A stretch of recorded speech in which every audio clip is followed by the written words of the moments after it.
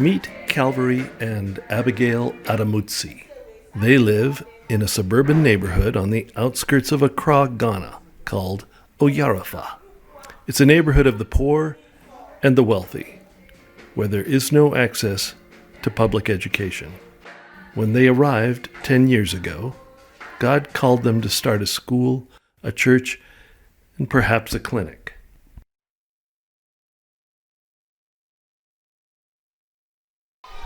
Good afternoon, brothers and sisters. My name is Pastor Calvary Atamuji, pastor of Charis Zoe Ministry here at Oyarifa, Gravel Pit, Accra, Ghana. And God have called us to begin this ministry. That was in the year 2009. We got this property and started this ministry with few people. And God laid a burden on our heart to reach out to the community and beyond the community. And God laid on our heart also to reach the children with the gospel through a Christian education, which we give affordable and quality education to the children in the community, which my wife, who is leading the school as a principal, is here with me. She will talk briefly about the school.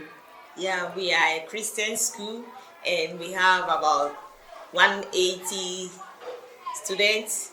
We have from grade 1 to grade 9, and then we have a kindergarten also. And I think the children are doing very well. They come from a deprived area in the community, and we are trying to evangelize them through the word of God and teaching the government curriculum also.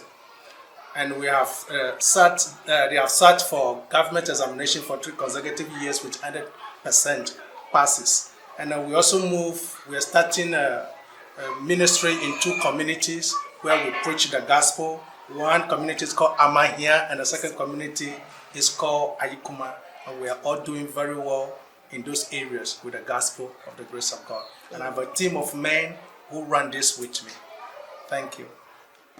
It's impossible to overstate how difficult it's been to start the ministry on a plot in what started as jungle, or to minimize the faith required to trust God for each day's provision. Their day begins before dawn and ends long after dark. Every step is taken with prayer and faith that the God that called them will open the next door, provide the next meal, pay the next bill. At the school, each child is welcomed with a uniform, 2 meals a day, and the love that shines through the teachers from God above. Students come on dirt roads through heat and rain, regardless of their parents' ability to pay. They come because there is food and they are loved.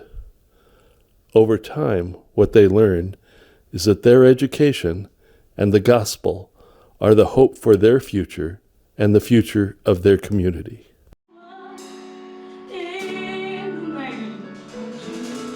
Almost 10 years after they started, Calvary reached out to the mentor he met as a teenager. The bond grew between our church and theirs when Steve Stratus and Gary Rodmacher went back to Ghana.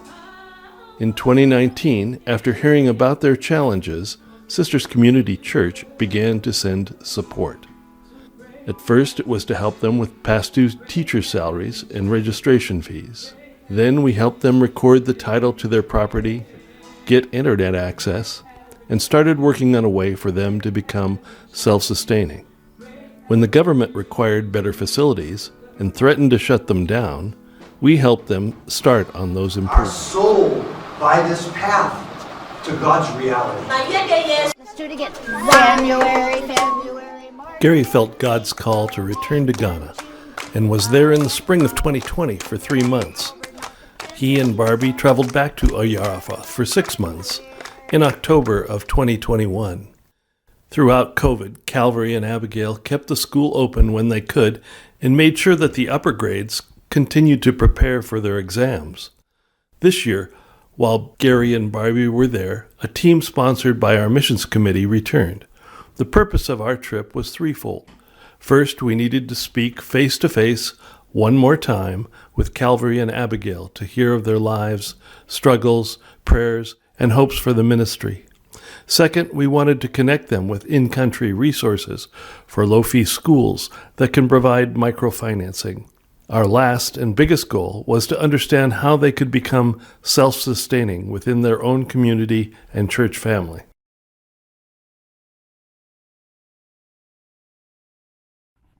It is a documented fact that schools like this one are the only hope for primary education in Ghana.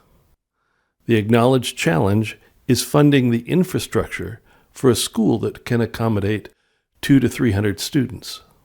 Located just 5 degrees north of the equator near the Gold Coast, the heat, humidity, and torrential rain requires that the buildings are multi-story concrete structures. The Government Board of Education requires that the school have flush toilets and classrooms that are out of the elements. Calvary had no choice but to start a new building. With our help, he started working to get the kids out of the open-walled shacks and provide toilets and sinks in boys' and girls' bathrooms. For the last 2 years, he has worked bit by bit on the septic system, the foundation, the block walls for the new building, and most recently, they poured the concrete for the ceiling/roof of the first half of the building. This required our help and the first microloan from a local lender, help from his congregation, help from the parents, and a lot of hard work on the part of Calvary and his team. Then, to compound their challenges, in the midst of COVID, the price of commodities like steel reinforcing, concrete, and lumber have doubled and tripled.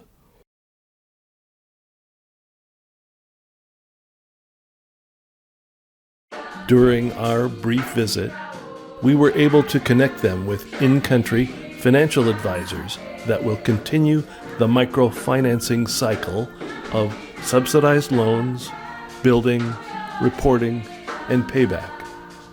We believe that this is the path that will result in their sustainable growth.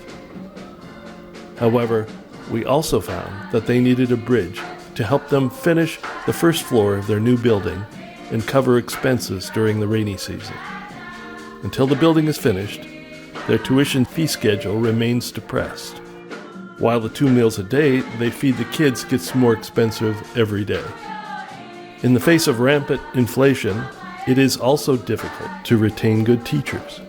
Grace Life Ministry needs our help. The relationship between our churches is vibrant, healthy, and growing. As they spread the gospel in the school, their church, the community, and the area, we can walk with them and share in God's blessings.